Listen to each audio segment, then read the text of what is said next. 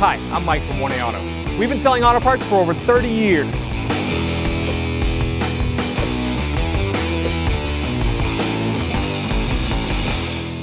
Hey everyone, Sue here at 1A Auto, and today I'm going to show you the location of the oil dipstick and the oil fill on your 2015 Wrangler.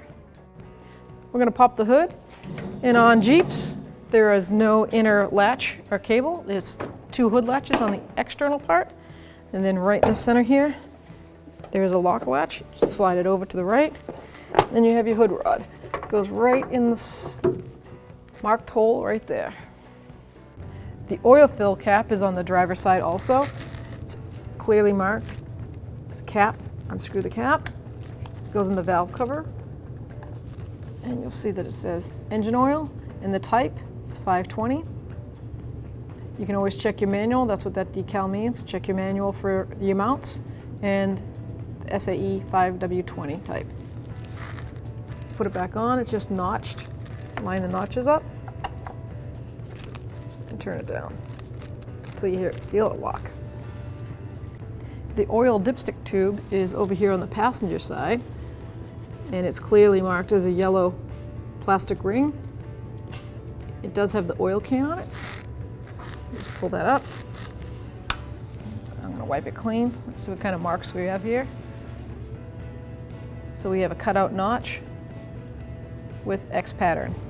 So you want your oil on a cold engine to be right about in that area, right there. Not up here, right here. If it's down on the low and cold, then you should add about a half a quart to a quart.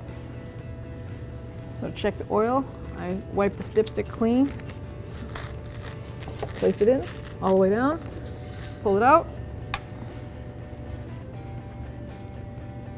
and we're right at the top.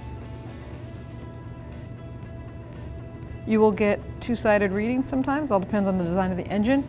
From the slant of the block, always take the highest side reading, not the lowest.